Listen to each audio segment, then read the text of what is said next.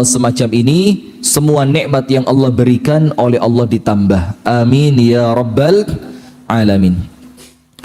Berikutnya salawat beriring salam semoga tercurah dan terlimpahkan kepada uswah kita, suri tauladan kita dan kekasih kita bersama Nabi besar, Nabi agung, An-Nabi Muhammad sallallahu alaihi wasallam, beserta seluruh keluarganya, beserta seluruh istrinya, beserta seluruh sahabatnya, dan seluruh di antara umat dan pengikutnya yang senantiasa setia menjalankan sunnah, menjalankan tuntunan dan menjalankan ajarannya ila yaumil qiyamah.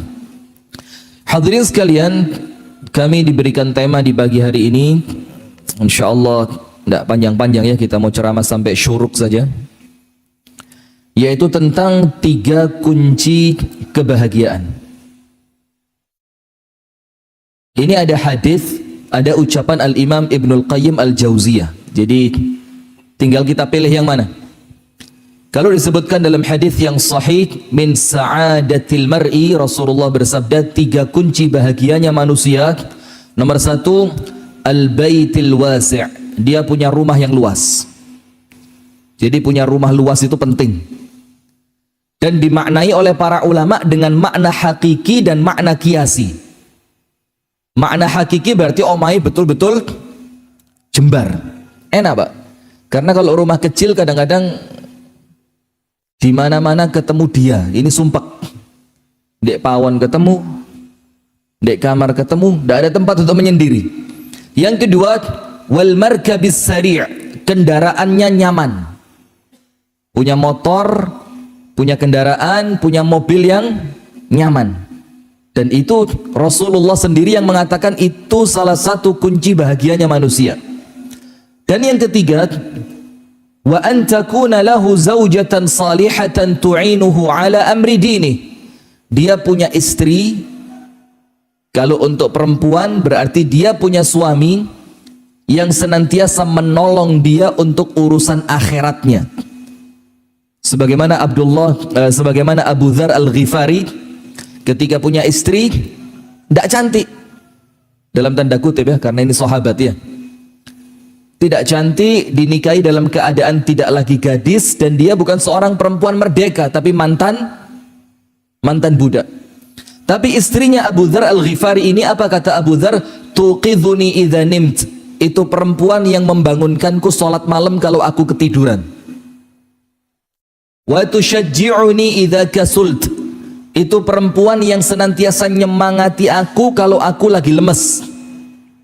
Wa hiya allati tudzakkiruni idza nasit, dan itu perempuan yang senantiasa mengingatkan aku kalau aku lupa. Nah, ini yang kita butuhkan. Nah, maka itu menurut hadis An-Nabi sallallahu alaihi wasallam. Jadi 3 kunci bahagia menurut Nabi Muhammad. Nomor 1, rumah yang luas. Tapi boleh jadi rumah yang luas ini maknanya bukan ukuran, tapi kenyamanan. Tapi apa? Kenyamanan. Nomor 2, kendaraannya gak rewel, kudanan mogok. Ini tidak nyenengin ini. Yang ketiga, istri salihah yang menolong dia dalam urusan agama. Nah, tapi di pagi hari ini saya tidak mau bicara tentang hadis itu. Bukan berarti hadis tidak mulia, jauh, tidak, sangat mulia. Tapi ada ucapan Al-Imam Ibnul Qayyim Al-Jauziyah di dalam kitabnya Al-Wabil Sayyib, dan disebutkan pula oleh Al-Syeikh Muhammad At-Tamimi di dalam kitabnya Al-Qawaid Al-Arba' atau Thalathat Usul. Itu beliau bilang dari ucapan Al-Imam Ibnul Qayyim Al-Jauziyah, min sa'adatil mar'i thalatha, di antara kunci bahagianya manusia itu ada 3. Jadi panjenengan kalau pengen bahagia sing telu ini panjenengan cekeli. Min sa'adatil mar'i thalathatu umur, yang bikin manusia itu bahagia ada 3. Nomor 1, beliau rahimahullahu ta'ala mengatakan, idza un'ima alaihi syakar, yaitu orang yang setiap dapat nikmat dia bersyukur. Idza un'ima alaihi syakar, Kalau dapat nikmat, syukur. Yang kedua, wa idza btuliya sabar. Kalau diuji, dikasih musibah, orangnya kuat sabar. Yang ketiga, wa idza aznab, kalau dia berdosa, yo jenenge menungso ya. Kalau dia berdosa, wa idza aznaba istaghfar. Dia istighfar kepada Allah, dia minta ampun kepada Allah. Nah, tiga ini yang mau kita bahas di pagi hari ini. Kalau dapat nikmat, syukur. Kalau dapat musibah, sabar.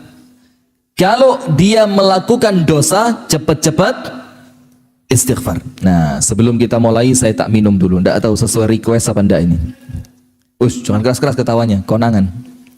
Bismillah. Nah, hadirin sekalian begini. Semua orang kalau hidup di dunia ini mau ditanya mau cari apa sih? Semuanya cari bahagia.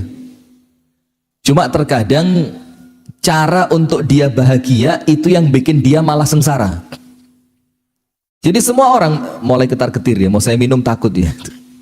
Bismillah. Nampaknya sesuai.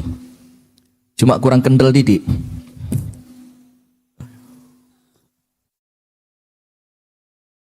Jazakumullah khair. Semua orang di dunia ini kalau ditanya kepingin apa? Jawabannya apa? Kepingin bahagia. Orang itu sudah punya rumah satu, durung lego, kepingin rumah dua. Dikira dia dengan punya rumah dua dia bakal bahagia. Ternyata enggak. Saya barusan ketemu teman di Malang. Kira-kira 3 hari apa 2 hari yang lalu. Baru kejadiannya 2 atau 3 hari yang lalu. Dia bilang saya ini semakin kaya kok semakin sengsara katanya. Saya bilang saya enggak kaya-kaya amat tapi bahagia. Terus saya tanya kenapa kok makin kaya makin sengsara? Dia itu tinggal di komplek perumahan. Dia punya rumah satu di situ. Dan punya 2 tanah kosong di tempat itu. Antum tahu enggak, tanah kosongnya yang 2 ini mesti dari gegerannya Pak RT. Kenapa? Enggak pernah dibersihkan, rumputnya tinggi, khawatir menjadi sarang ular. Akhirnya bingung dia, baru 2 bulan dibersihin tinggi lagi, cari orang bersihin lagi. Nanti ketika dia keluar kota nggak sempat bersihin, ditegur lagi sama Pak RT. Mikir dia, loh, aku ini tambah soge kok tambah soro. Dia mau tonggo teparut, diparani Pak RT, bingung cari tukang bersih-bersih kebun. Nah, maka itulah hadirin, hakikatnya apa? Kadang-kadang kita ini kepingin bahagia, tapi ternyata cara yang kita cari untuk supaya kita bahagia itu keliru. Akhirnya apa? Semakin kepingin bahagia, ternyata semakin sengsara. Koruptor itu ya. Tambah sugih. Sekarang saya mau tanya dulu. Kalau ada, tolong saya diberitahu. Mudah-mudahan ini jadi tambahan ilmu ya, amin. Tapi nampaknya tidak ada. Carikan untuk saya satu koruptor yang tidak punya selingkuhan. Satu aja koruptor yang orangnya itu korupsi, maling, makan uangnya rakyat, dan kemudian tidak punya gendaan. Coba di Blitar ada apa enggak? Ya Pak Ustadz Ganang, ada apa enggak kira-kira? Panjenengan enggak koruptor panjenengan. Ada enggak kira-kira hadirin? Enggak ada. Karena jalan untuk mencari kebahagiaan yang dia cari itu jalan yang keliru. Nah, sementara sekarang lihat. Allah Subhanahu wa taala menjelaskan kepada kita dalam surat Thaha ayat 123. Ini kunci sudah. Kunci, nanti saya sebutkan beberapa ayat yang kemudian dari beberapa ayat ini panjenengan bisa kembangkan sendiri. Wes, silahkan dikembangkan sesuka panjenengan, karena insya Allah penafsiran panjenengan tidak akan jauh dari penafsirannya para ulama. Karena ini bukan termasuk ayat mutasyabihat, ini termasuk ayat apa? Muhkamat, sing insya Allah semua orang yang baca ngerti makna dan faham artinya. Nah, maka Allah Ta'ala berfirman dalam surat Thaha ayat 123, فَمَنِ اتَّبَعَ هُدَايَ فَلَا يَضِلُّ وَلَا يَشْقَى. Orang-orang yang mengikuti petunjuk kami, petunjukku, kata Allah. Apa petunjuknya Allah? Secara garis besar, ya syariat ini petunjuknya Allah. Ya apa panjenengan sholat, ya apa panjenengan dagang, ya apa panjenengan bertetangga, bagaimana panjenengan berumah tangga, bagaimana panjenengan bekerja. Itu ketika itu merupakan petunjuknya Allah yang Allah turunkan dalam Al-Quran dan As-Sunnah, maka Allah katakan famanittaba'a hudaya, orang yang mengikuti petunjukku yaitu Al-Quran dan As-Sunnah, fala yadhillu, tidak mungkin tersesat. Dan orang itu kalau tidak tersesat hidupnya bahagia. Orang itu kalau tidak kesasar tekonnya cepet. Orang itu kalau tidak tersesat dia tidak akan buang waktu, tidak akan buang uang, tidak akan buang tenaga. Sementara kadang-kadang waktu yang terbuang sia-sia, uang yang terbuang sia-sia, tenaga yang terbuang sia-sia, itu menghindarkan manusia dari bahagia. Bingung, kaget dia, waduh kadung metu duit gak oleh apa-apa, waduh kadung kesel gak dapat apa-apa, waduh ternyata sudah terlanjur jalan jauh, ternyata jalan saya apa? Salah. Nah maka Allah bilang kalau tidak ingin tersesat ikuti petunjuknya siapa? Allah. Maka Rasulullah bersabda yang panjenengan semua sudah tahu, aku tinggalkan untuk kalian dua perkara, kalau kalian pegang erat dua perkara ini kalian tidak akan sesat selamanya. Yang pertama Al-Quran, dan yang kedua sunnah Nabi besar Muhammad sallallahu alaihi wasallam. Nah kemudian Allah bilang apa? Ya Allah, kalau aku mengikuti petunjukmu ya Allah, maka ibu-ibu gak usah ngikutin artis bu ya. Mana ibu-ibu? Tidak kelihatan bu? Oh di sana. Ini bukan ibu, mbak ini ya. Mbak apa adik? Maka kalau panjenengan kepingin selamat hidupnya di dunia, tidak usah ngikut artis, bahkan afwan, tidak usah ngikut ustadz. Kadang-kadang ustadz ini gak kena. Ada ustadz ngemplang uang bisnis, ada apa enggak? Ada ustadz kawin lari, ada apa enggak? Macam-macam. Karena Allah tidak nyuruh kita ngikutin ustadz, Allah nyuruh kita ngikutin Al-Quran dan As-Sunnah. Maka Allah bilang setelah kita tidak akan tersesat, Allah bilang apa? Wala yashqa, dan hidupnya tidak akan sengsara. Nah sekarang saya mau lihat yang ngomong ketika panjenengan mengikuti petunjuknya Allah maka panjenengan tidak akan sengsara. Ini yang ngomong siapa? Allah. Sementara kita semuanya tahu Allah itu ketika berbicara tidak mungkin dusta, ketika berjanji tidak mungkin mengingkari. Berarti orang yang kepingin betul-betul bahagia, tidak ada cara lain untuk dia apalagi sampai mengekor di balik dunia.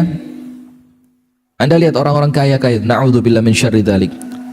Saya mau tak cerita nih, saya tidak mau sebut tempat, tidak mau sebut tokoh, karena kalau live ini memang bahaya sekarang. Ini cerita kami dengerin langsung. Jadi ketika diundang ke rumahnya orang kaya banget, wis top sugih, top, bahkan punya jet pribadi. Sudah diundang ke rumahnya gitu, ada santunan yatim piatu, kemudian ada tausiah segala macam, kita itu eker-ekeran di rumahnya dia. Sip. Omai gede, montore akeh, sodakoi gak mandek, gitu kan. Sudah, hari itu kita pulang. Takjub luar biasa. Yo, bahaya memang, sering kumpul wong sugih itu bahaya. Serius ini, itulah kenapa salah satu ciri khasnya Rasulullah Sallallahu Alaihi Wasallam itu pengikutnya minad du'afa. Pengikutnya itu orang-orang yang lemah. Supaya apa? Supaya senantiasa mendapatkan pertolongan Allah lewat mereka. Maka Rasulullah bersabda, ala wa innakum latunsaruna wa turzaquna illa bidu'afaikum. Kalian itu dapat pertolongan Allah, dapat rezeki dari Allah, itu karena banyaknya orang lemah yang ada di sekitar kalian. Maka kalau kita ini hidup bersama mereka, Allah titipkan rezeki mereka lewat kita. Allah berikan kekuatan kepada kita untuk bisa nolong mereka. Tapi lek kumpulane wong sugih, sing ono mewek tok sampean mulih, aduh motor ku elek, omah ku elek, sofa ku elek. Ndak bisa. Nah, sudah beberapa waktu setelah kita diundang itu hadirin, apa yang terjadi? Kita dengar beritanya, baru belum lama. Ya kira-kira 1 atau 2 pekan setelah undangan itu, dia dituntut cerai oleh istrinya. Curhat ke salah seorang di antara kita. Wah, ana harus ketemu sama antum sekarang juga. Tidak bisa, jadwal pengajian. Loh, harus ketemu. Ditolak sama salah satu yang di WA oleh beliau tadi. Cari yang lain, ditolak lagi, cari yang lain, ditolak lagi, cari yang lain, ditolak lagi. Sampai akhirnya dia ngaku di WA itu, ana dituntut cerai sama istri ana. Kayaknya runtuh dunia ini. Kemudian setelah kita semuanya sama-sama tahu, kita mainin di grup WA. Kita bilang apa? Gelem gak? Punya harta seperti dia, tapi ujian rumah tangganya juga sama seperti dia. Kita bilang, oh lah, enggak mau. Enggak mau. Mendingan ngini-ngini aja tapi rumah tangga bahagia. Toh hartanya dia kita pakai juga. Kita kalau mau pengajian dikirimin mobilnya dia. Kita kalau mau ada acara dikirimin duit dari dia. Kita kalau mau makan diajak makan ke restoran mahal sama dia. Artinya rezekinya dia kita juga rasain, tapi musibahnya dia kita tidak ikut. Nah artinya ketika panjenengan salah cari bahagia, yo itu yang terjadi. Karena bahagia itu tidak Allah letakkan pada harta, tapi untuk siapa yang mengikuti Allah dan Rasulnya. Itulah orang yang paling bahagia. Nah kemudian yang kedua, dalam surat Thaha, tadi ayat berapa yang pertama? 123. Sekarang kita balik ke surat Thaha ayat 1. Allah Ta'ala berfirman, Thaha, Ma anzalna alaikal qur'ana litashqa. Tidaklah kami turunkan Al-Quran ini, dalam tanda kutip, tidaklah kami turunkan syariat ini kecuali supaya kalian apa? Supaya kalian tidak susah hidupnya, supaya kalian tidak sengsara hidupnya. Disebutkan oleh ulama tafsir dalam kitab Ibnu Katsir, dikatakan apa? Ma anzalna alaikal qur'ana litashqa. Kami tidak turunkan Al-Quran itu supaya kalian sengsara. Artinya apa? Anzalna alaikal qur'ana litas'ad. Anzalna alaikal Qur'an litas'ad. Kami turunkan Al-Quran ini untuk kalian supaya kalian bahagia. Nah sementara kita sekarang, baru kemarin di Malang, Syekh Husain Jabir, adiknya Syekh almarhum Ali Jabir, itu mengatakan kualitas hidupmu itu dihitung dari apa? Mana lebih banyak kamu pegang antara HP atau Al-Quran. Jadi mana lebih banyak kamu pegang antara HP dan Al-Quran. Dari situ kualitas hidupmu bisa dilihat. Dari situ kualitas hidupmu bisa dilihat. Cuma sekarang kita ngeles. Apa kita ngelesnya? Loh Ustaz, Al-Quran ini kayak ini. Al-Qurannya di sini. Kitab-kitabnya di sini Ustaz. Azkar Imam Nawawi di sini Ustaz. Azkar Sabah wal Masa di sini Ustaz. Yo, bedo. Karena di sini campur gambar perempuan tidak jilbaban yo ada lewat grup WA ya. Kadang-kadang kita ini nggak mau cari gambar itu, tapi dari grup WA melbu. Bahkan kadang-kadang yo TikTok yang kusruh-kusruh itu yo melbu ya. Dan tidak ada baiknya nyampur antara yang hak dan yang batil. Quran yo Quran. Azkar Imam Nawawi yo azkar Imam Nawawi. Zikir pagi petang yo zikir pagi petang. Kalau bisa jangan campur-campur. Maka Allah katakan, kami turunkan Al-Quran itu kepada kalian supaya kalian bahagia. Cuma sayangnya kita tidak mau cari bahagia dari Al-Quran. Sampai ada seorang murid tanya kepada gurunya, Kam alayya min qiraatil Qur'anil yaumi. Wahai guruku, saya ini yang bener baca Quran sehari berapa sih? Jadi tanya sama gurunya, piro sing genah iku piro? Sak juz, 2 juz, 3 juz, 1 lembar, 2 lembar berapa? Gurunya jawab apa? Biqadri iradatika anta sa'ad. Sesuai keinginanmu untuk bahagia. Kalau kamu kepingin bahagianya banyak, ya baca Qur'annya harus banyak. Kalau kamu kepingin bahagianya sedikit, ya wacoan didik, baca sedikit. Kalau kamu tidak pengen bahagia, tidak usah dibaca itu Al-Quran, maka sengsara hidupmu. Kemudian ayat yang terakhir sebelum kita pindah pada penjelasan ucapan Ibnu Qayyim Al-Jauziyah, Anda buka surah An-Nahl ayat 97. Surat apa? Thaha 123, Thaha ayat 1, An-Nahl berapa? 97. Di sini jelas. Allah Subhanahu wa taala berfirman, "Man amila salihan." Barang siapa di antara kalian, man di sini ini man syartiyah. Jadi nanti tanya Ustadz Ganang, ya. Ini man di sini untuk apa? Syartiyah. Syartiyah itu syarat. Contoh gini, siapa yang lulus tak kasih hadiah. Maka supaya dapat hadiah caranya bagaimana? Harus apa? Lulus. Nah, dan ini yang ngasih syarat bukan orang tua kita. yang kadang-kadang syaratnya meleset. Wis lulus gak dikei. Kadang-kadang begitu. Siapa yang hafal Quran boleh cepat nikah. Wis apal, bahkan bukan 30 juz, 34. Yo gak dirabek-rabek no. Ini bahaya ini. Sementara ini yang memberi syarat bukan manusia tapi siapa? Allah. Berarti kalau Allah yang kasih syarat, Allah adalah zat yang paling taat perjanjian. Kan begitu? Artinya ketika antum menjalankan itu, antum tahu tidak makna Allah itu dalam salah satu asmaul husna, asy-syakur. Apa salah satu asmaul husna itu apa? Asy-syakur. Apa salah satu makna dari kata asy-syakur?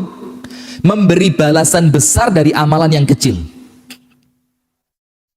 Itu arti dari Allah Ta'ala itu zat yang paling pandai bersyukur.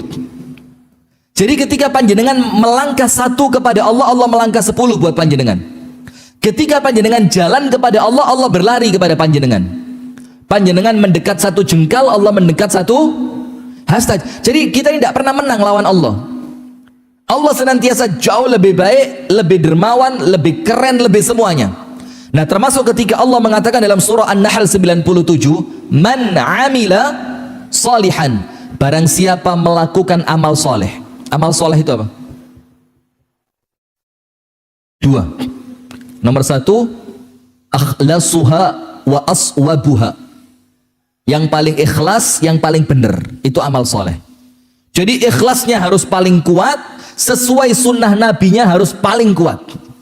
Maka sekarang ini mohon maaf hadirin, kita jujur ya, dengan tema-tema ukhuwah yang senantiasa kita baca, yang senantiasa kita sampaikan, akhirnya umat ini bingung. Bingungnya apa? Kok saiki male-male kabeh-kabeh mali oleh? Zaman biyen ngene, oh ndak boleh itu menyelisih sunnah Nabi. Sekarang, oh ndak, itu khilaf. Dulu kalau ada acara apa, diadakan apa, oh ndak boleh, itu ndak sesuai dengan sunnah Nabi. Dulu. Sekarang gara-gara tema-tema ukhuwah dibilang, oh ndak. Yo jangan bilang bid'ah ya akhi. Ada kok ulama yang mengatakan itu. Jadi umatnya bingung gitu loh. Kalau saya pribadi, saya sampaikan prinsip saya seperti apa. Baru kemudian saya ajarkan murid saya untuk toleran kepada yang berbeda. Diurui dhisik. Ajarkan dulu yang benar yang mana. Yang sesuai dengan apa yang kita yakini, yang paling dekat dengan Al-Quran dan As-Sunnah yang mana, baru ngomong sama muridnya. Tapi ingat, kalau ada yang berbeda dengan kita, ojo langsung di salah no. Nah kalau begitu kesian kita punya anak hadirin. Bingung anak kita, ini bapakku ini agamane apa? Kesian dia, maka harus punya prinsip. Nah, sementara Allah katakan man amila salihan, orang yang mengamalkan amal soleh. Amal soleh itu ikhlas dan sesuai dengan tuntunan siapa? Nabi besar Muhammad sallallahu alaihi wasallam. Dan Allah katakan min dzakarin au unsa, baik yang melakukan itu laki ataupun perempuan. Jadi Islam itu tidak pandang gender dalam urusan akhirat. Dalam urusan meraih surga, rebutan lek perlu. Panjenengan tahu enggak? Ada seorang budak perempuan itu minta dikembalikan kepada tuannya yang lama. Gara-gara di rumah tuannya yang baru itu ndak ada sholat tahajud. Saking hebatnya orang di zaman salaf dulu. Jadi ada seorang budak tinggal di rumahnya laki-laki soleh dengan keluarganya. Mereka itu menghidupkan sepertiga malam, sak omah tangi kabeh, sepertiga malam yang terakhir. Ketika si tuan butuh duit, tuannya minta maaf sama budaknya tadi. Anda silakan buka dalam kitab Syiar A'lamin Nubala. Dijual sama tuannya, maaf ya saya butuh duit banget. Sebenarnya kami sayang sama kamu, keluarga kami cocok sama kamu. Tapi ya apa, kami butuh duit, kami harus jual kamu. Dijual, dibeli sama temennya. Setelah sampai di rumah temennya, kemudian menjelang sepertiga malam terakhir, ini budak bangun. Saomai tuan yang baru, tidak ada yang bangun. Kemudian budak ini teriak-teriak di situ. As-salat, as-salat, as-salat. Ayo salat, salat, salat. Kayak orang panik gitu. Tuannya bangun. Istrinya bangun. Terus bilang apa? Ahana waktu subuh. Apa sudah masuk waktu subuh ini? Langsung budaknya nangis di situ. Budaknya bilang apa? Ya Allah, saya ini barusan pergi dari rumah tuanku yang tidaklah mereka itu masuk waktu malam kecuali mereka sholat dan menangis dan baca Al-Quran. Dan aku sampai di rumah kalian yang tidaklah kalian sholat kecuali yang wajib. Itu sedih dia. Akhirnya dia minta dikembalikan kepada tuannya yang lama. Ini menunjukkan bagaimana amal soleh di masyarakat zaman dulu, Pak. Kalau dibandingkan kita, tidak bisa dibandingkan sama sekali. Itu budak padahal. Nah sudah, maka Allah bilang man amila salihan min dzakarin aw untha. Pokok lanang ataupun wedok yang kegiatannya itu amal soleh terus, pagi amal soleh, menjelang siang amal soleh, siang amal soleh, menjelang sore amal soleh, sore amal soleh, sampai tidur amal soleh terus isinya, maka orang itu apa Allah jaminkan untuk dia? Falanuhyiyannahu hayatan thayyibat. Pasti kata Allah, fala, la di depannya, lam litaukid. Kemudian fi'ilnya fi'il mudhari, artinya untuk sekarang, terus, dan sampai yang akan datang. Kemudian apa? Falanuhyiyanna, nun yang ditasydid itu untuk taukid. Taukid itu artinya penegasan dan penguatan makna. Maka Allah bilang, maka pasti sekarang dan selamanya, dan kepastian dari kami hidupnya pasti apa? Hayatan thayyibah, uripe mesti enak. Di rumahnya enak, di tempat kerjanya enak, di rumah siapapun enak, apapun pekerjaannya enak, apapun keadaannya pasti enak. Itulah kenapa ketika orang itu sudah taat kepada Allah Ta'ala, itulah ucapan Syekhul Islam Ibnu Taimiyah. Anda tahu Syekhul Islam Ibnu Taimiyah, sampai dia itu bingung, ini musuh-musuh saya ini kepingin apa sih? Musuh-musuhku gitu loh, kepingin apa gitu loh. Dan itu yang sekarang mohon maaf ya, kita perlu sampaikan buat ustadz-ustadz kita yang ditangkap secara zalim ya, dan jerone hati mangkel betul. Cuma yang bikin kita semakin mangkel apa? Wis mangkel kayak iso lapo-lapo. Wah itu kita nyesek di jerone dodo ini. Guru-guru kita yang langsung terjun ke akar rumput, yang memperjuangkan agama Allah, yang kita tahu sampai anak-anaknya bilang 24 jam untuk umat, 24 jam untuk umat. Yang rumahnya sederhana, tidak punya mobil mewah, kemana-mana pakaiannya sederhana, dibandingkan koruptor sing gendaane akeh, rumahnya kakean, mobilnya tidak bayar pajak kadang-kadang. Itu diperlakukan seperti itu ulama kita. Waduh, tapi tidak khawatir. Kenapa? Allah itu ketika menguji manusia gak tahu keliru. Ada tidak Allah salah titip ujian? Tidak ada. La yukallifullahu nafsan illa wus'aha. Allah tidak akan membebani seseorang di luar batas kemampuannya. Maka ketika antum sama Allah diuji, berarti antum harus bahagia, berarti batas kemampuanku mengalahkan ujian ini. Begitu. Nah maka Syekhul Islam Ibnu Taimiyah, karena kita yakin wala nuzakki 'ala Allahi ahada, tanpa kita menganggap suci seorang pun di hadapan Allah, tapi apa? Kita tahu beliau itu ahli ibadah, kita tahu beliau itu ahli ilmu, kita tahu beliau itu ahli zuhud, kita tahu beliau itu ahli jihad. Maka Syekhul Islam Ibnu Taimiyah mengatakan, ma yaf'alu a'da'u bi, ini musuh-musuh ini mau ngapain sih? Ini sudah tet syuruk ya, tuluk tidak boleh sholat, tunggu dulu 1/4 jam baru boleh sholat, karena tuluk ini waktu keluarnya tanduknya setan ya, yang Rasul katakan tunggu hunayhatan, tunggu sejenak sampai nanti 10 atau 15 menit baru boleh sholat apa? Syuruk. Nah sudah, Syekhul Islam bingung, ini musuhku mau ngapain mereka ini? Ini mereka telapo gitu loh. Mereka mengatakan, wa in sajanuni fasijni khalwa. Kalau mereka itu masukin aku ke penjara, maka di penjara itu kesempatanku bermesraan, berduaan dengan Allah, tidak diganggu siapapun. Lihat, tidak apa-apa, karena anda itu bahagia bukan di mana tempat, bukan dengan siapa, tapi ketika anda di situ membersamakan Allah di setiap gerak-gerik anda, maka anda pasti bahagia. Tahu Rasulullah bersama Abu Bakar di gua apa? Thur apa Hira? Di gua Thur, ketika dikejar-kejar oleh orang-orang kafir Quraisy. Gua Hira itu yang turunnya wahyu itu ya. Kalau Gua Thur yang Rasulullah sembunyi ketika mau hijrah ke Madinah. Rasulullah tidak panik hadirin. Yang panik Abu Bakar. Maka Rasulullah tanya sama Abu Bakar, "Ya Abu Bakrin, wahai Abu Bakar, ma dhannuka, apa yang kamu bayangkan? Fitnaini, ketika ada dua orang, Allahu thalithuhuma, kemudian Allah menjadi yang ketiga di antara dua orang ini." Apa kata Abu Bakar? "Yo aman ya Rasul." "Ya wes, yo itu kita," kata Rasulullah. "Kita ini berdua, Allah jadi yang ketiga, maka pasti aman." Maka turunlah ayat Al-Quran, "La tahzan, innallaha ma'ana." Jangan sedih, Allah bersama kami. Maka orang yang senantiasa membersamakan Allah di setiap langkahnya tidak akan pernah sedih. "Ala inna awliya Allah la khawfun alaihim wa lahum yahzanun alladzina amanu wa kanu yattaqun." Ketahuilah, kata Allah, orang-orang yang menjadi kekasihnya Allah, salah satu di antara kriteria kekasihnya Allah itu yang tidak pernah meninggalkan Allah.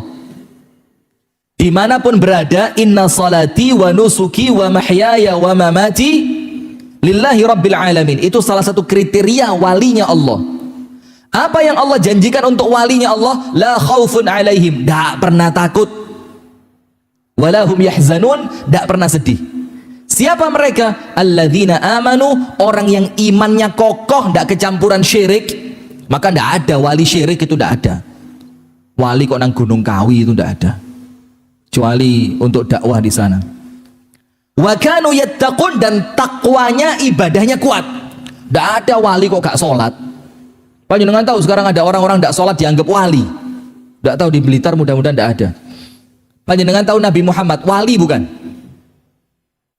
Ndukure wali. Ini walinya aulia ya Nabi Muhammad ini. Sholat tahajud sikile abu. Ini yang Nabi. Lo mau sok wali oleh gak sholat? Aduh, kadang-kadang kita ini kenemenen. Kadang-kadang kita ini apa?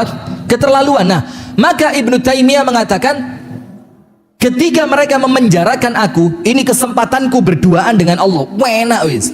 Anda tahu Ustadz Farid Uqbah kemarin dipenjarakan sudah kira-kira 7 atau 8 hari ini ya.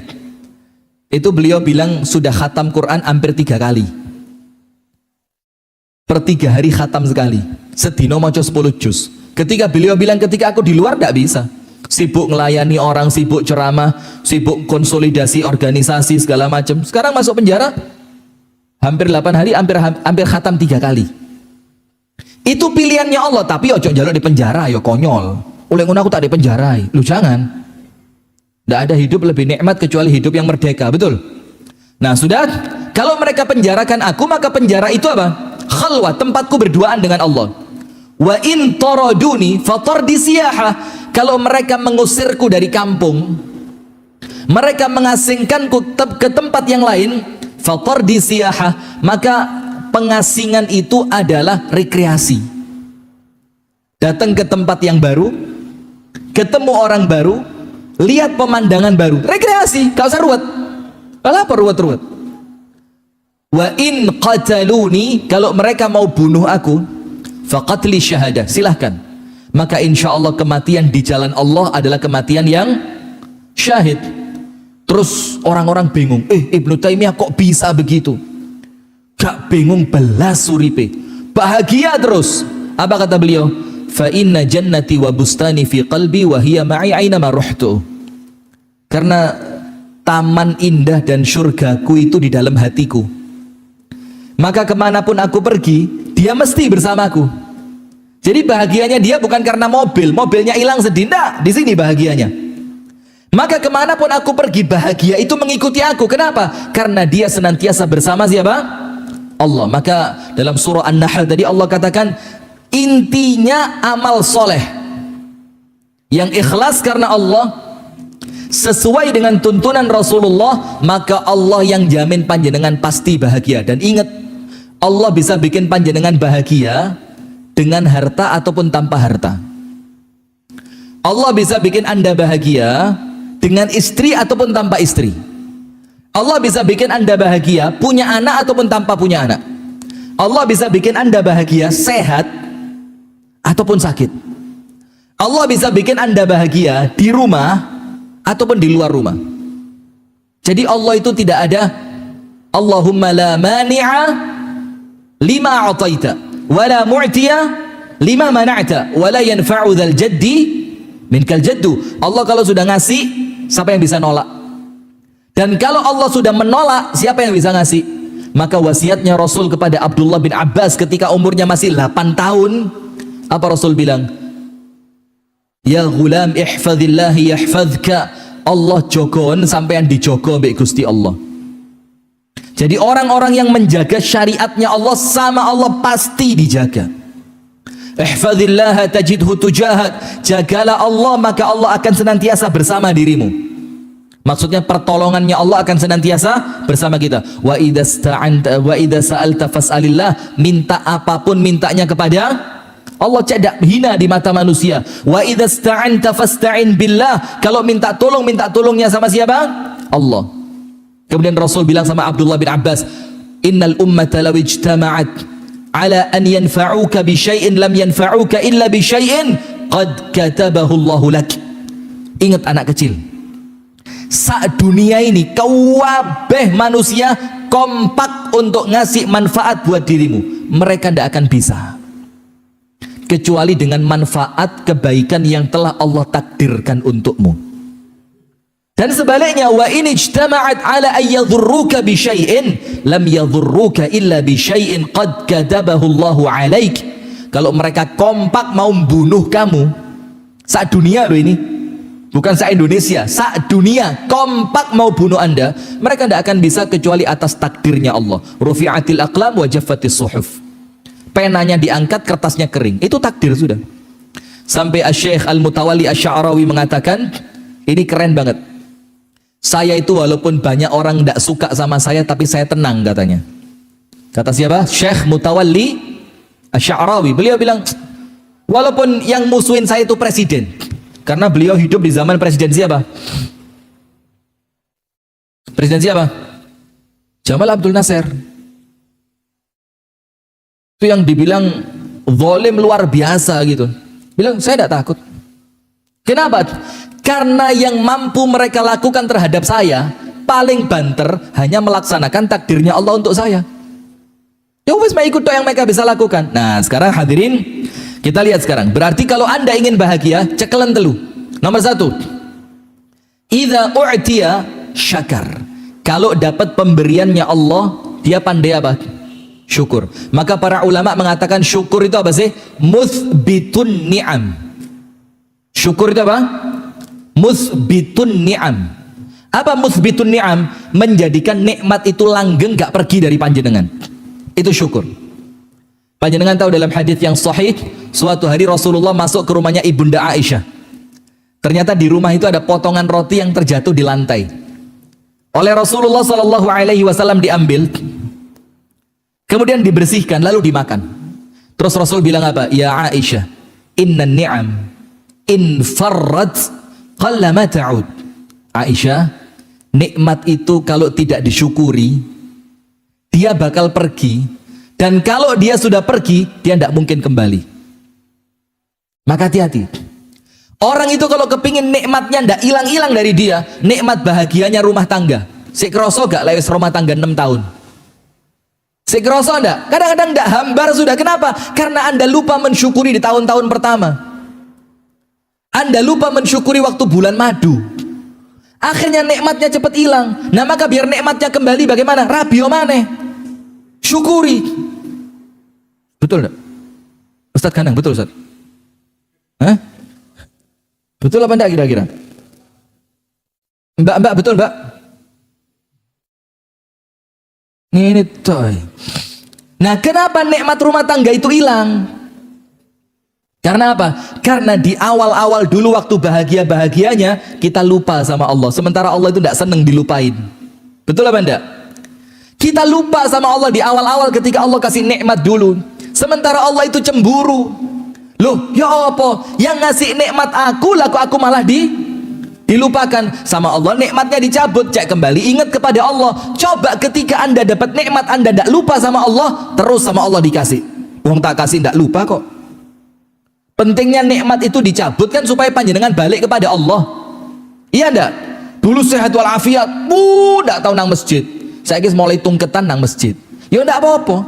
Kenapa? Sehat Anda dicabut supaya Anda dekat kepada Allah. Tapi kalau Anda bisa dekat kepada Allah tanpa nikmatnya dicabut sama Allah, tidak dicabut. Maka syukuri nikmat itu. Ada cerita begini hadirin, ada cerita yang mungkin kita ini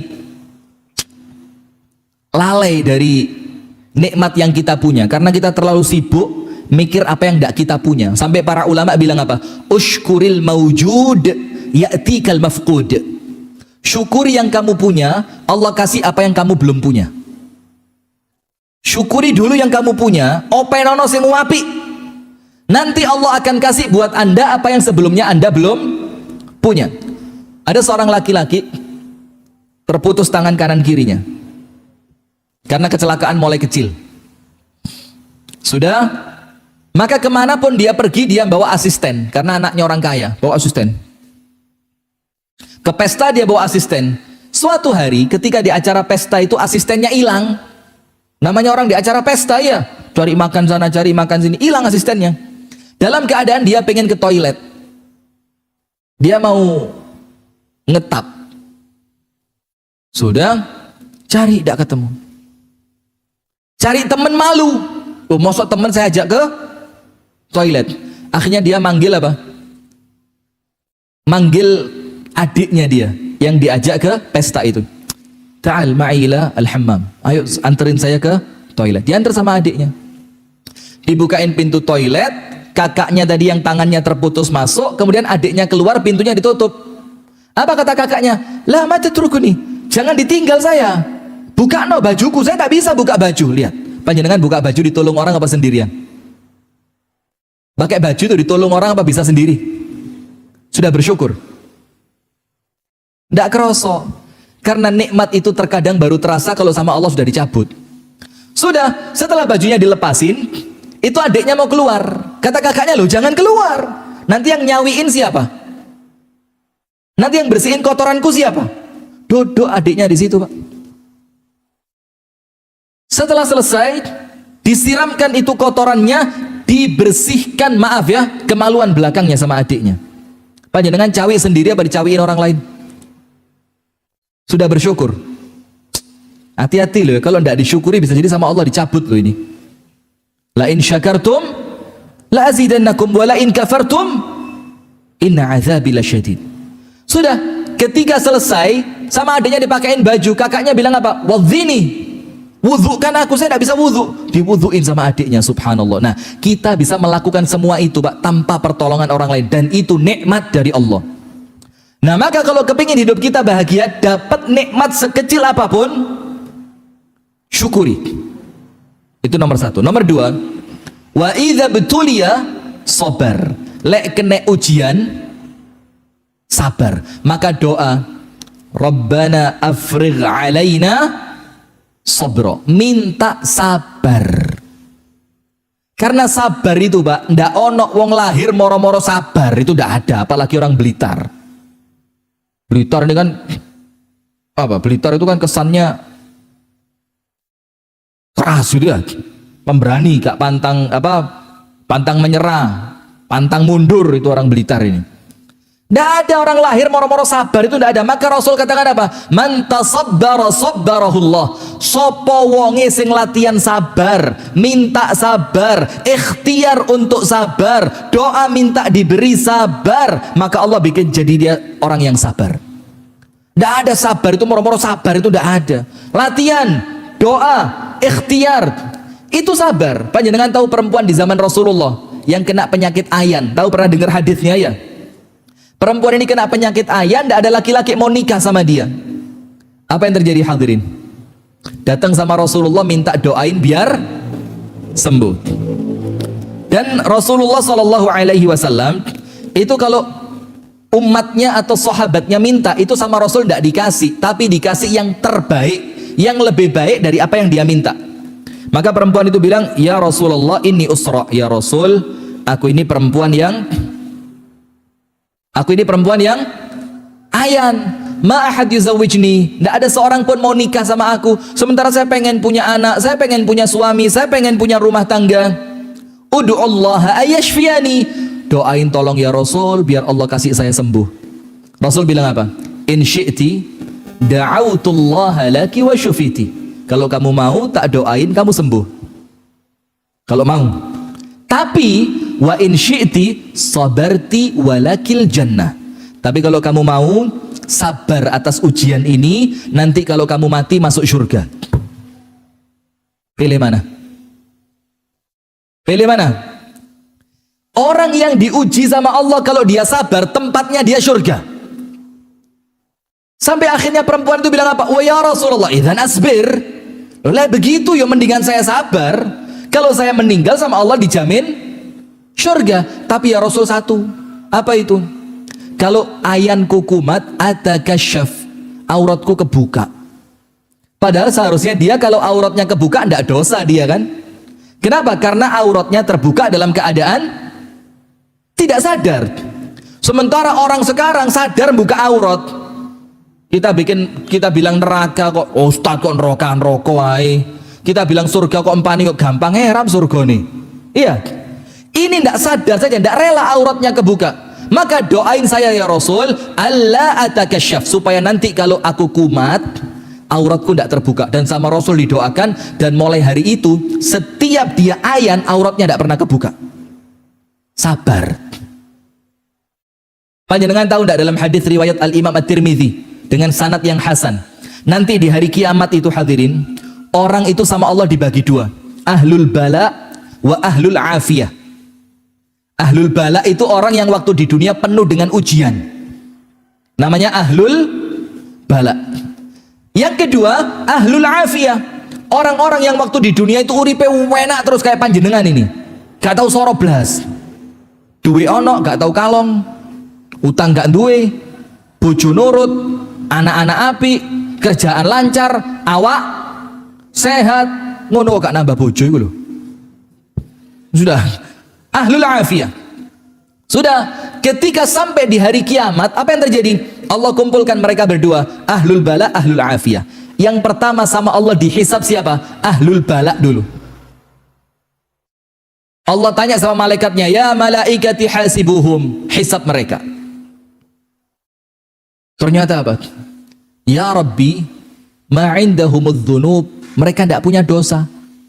Dosa entek. Allah lebih tahu, tapi Allah tanya sama malaikatnya, loh kok bisa dosanya habis? Habis ya Allah, karena waktu setiap mereka kena musibah mereka sabar, dan sabar ketika kena musibah itu menghapuskan dosa. Sudah, akhirnya apa? Oh ya sudah, kalau mereka tidak punya dosa, langsung angkut kemana? Surga. Ahlul afiyah ngelihat Pak, lu kok enak sekali. Hisabnya cuma ditanya punya dosa tidak punya, berangkat surga. Sementara ahlul afiyah dihisap rumahnya yang di pojok sebelah kiri, dihisap rumahnya di perumahan sana, dihisap rumahnya yang tidak kepake di sebelah sana, dihisap lagi mobilnya satu, dihisap lagi mobilnya dua, dihisap tentang anaknya yang keluar rumah malam-malam tidak dicari kemana, dihisap tentang istrinya yang senengannya senam joget poco-poco di pinggir puskesmas. Berat. Sementara mereka tidak pernah diuji, tidak ada penghapus dosa. Apa yang terjadi Pak? Ahlul afiyah, orang yang di dunia tidak pernah dikasih musibah sama Allah, itu nangis. Terus mereka bilang apa? Ya Allah, kembalikan kami ke dunia ya Allah, kasih kami musibah yang berat ya Allah. Bahkan kalau perlu ya Allah, sisir daging kami dengan sisir besi supaya terlepas antara daging dan tulangnya. Kami rela ya Allah, tidak apa-apa. Yang penting kami dapat seperti pahalanya orang yang waktu di dunia diuji. Lihat Pak. Jadi ternyata ujian itu hebat, karena nanti di surga ada derajat surga yang tidak bisa dicapai dengan sholat. Ada derajat di surga yang tidak bisa dicapai dengan puasa, tapi hanya bisa dicapai dengan apa? Sabar. Innama yuwaffas sabiruna ajrahum bighairi hisab. Hanya orang sabar yang dapat ganjaran surga tanpa hisab. Tanpa hisab. Panjenengan kalau tidak diuji sabarnya kapan? Iya benda. Nah maka yang kedua, kalau kena ujian yang apa? Sabar. Sabar itu apa sih? Menahan diri untuk tidak marah atas ketetapan Allah, menahan lisan untuk tidak mengucapkan yang dimurkai oleh Allah, dan menahan perbuatan jangan sampai menampakkan murka atas apa yang Allah tetapkan buat kita. Joko telu, lisan, hati, perbuatan. Jangan sampai ketika Allah menguji kita, nampak dari hati ketidaksukaan, nampak dari lisan kemurkaan, dan nampak dari perbuatan kita benci dengan ujian dari Allah. Sekarang yang terakhir, penutup. Wa idza adznab istighfar. Wis telu iki poenak urip sampean. Pokok oleh nikmat syukurono, lek diuji sing sabar, lek nglakoni dosa cepet-cepet istighfar. Surga panjenengan. Insyaallah surga. Sekarang saya mau sebutkan satu hadis dari Rasulullah sallallahu alaihi wasallam. Ini hadis ekstrim banget, tapi enak, nyenengno. Apa Rasulullah bersabda? Lau annakum la tudznibuna, kalau kalian itu gak duwe dosa, sekiranya kalian tidak berbuat dosa, ini loh, kalau panjenengan tidak punya dosa, Pak, la dhahaballahu bikum, panjenengan sama Allah dibuang, dibuang, disingkirkan sama Allah. Wala jaa biqaumin yudznibun, kemudian Allah akan gantikan kalian dengan suatu kaum yang lain, ciptaan yang lain, manusia yang lain, yang tugasnya mereka berbuat dosa. Oh ya apa Pak? Jadi dosa itu job desk kita Pak. Ngerti job desk? Susah Blitar. Dosa itu tugas kita Pak. Tapi ingat, tidak cuma berdosa. Setelah dia berdosa, dia beristighfar kepada Allah, kemudian Allah ampuni dia. Kan begitu? Nah maka ketika Anda berbuat dosa, setan bikin Anda terpuruk. Setan bisi di sini. Alah engkon koyo ngono kat sapa masjid sini-sini ra usah menisan ae. Apa ra isin nang masjid lek dosamu akeh. Nah, setan begitu. Tapi Allah itu bilang apa? Wahai hambaku, kalian berbuat dosa di siang dan malam, dan aku membuka tangan tobatku siang dan malam, minta maaflah kepadaku, aku ampuni kamu, kata Allah. Dan ada satu hadis yang bikin setan nangis ngis. Artinya pokok ojo sampai Anda itu putus asa dari istighfar. Sebesar apapun dosa panjenengan, sampai dikatakan apa? La kabirata ma'al istighfar wala saghirata ma'al israr. Tidak ada dosa besar kalau diiringi istighfar, dan tidak ada dosa kecil kalau dilakukan terus-menerus. Kalau besar diiringi istighfar, insya Allah diampuni sama Allah, bahkan dihilangkan.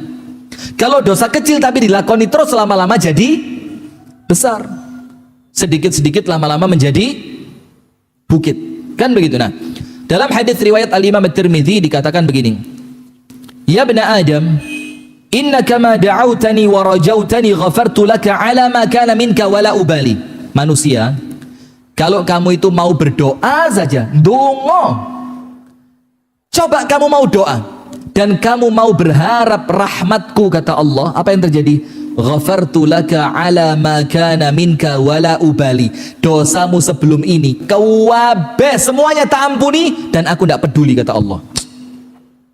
Dan tidak cukup sampai situ, dilanjutkan sama Allah, ya bani Adam, lau balaghat dhunubuka ananas samai, kalau dosamu seluas langit, thumma astaghfartani, kamu istighfar satu kali untuk dosa seluas langit, apa Allah bilang? Ghafartu lak, tak ampuni buat kamu. Ya apa?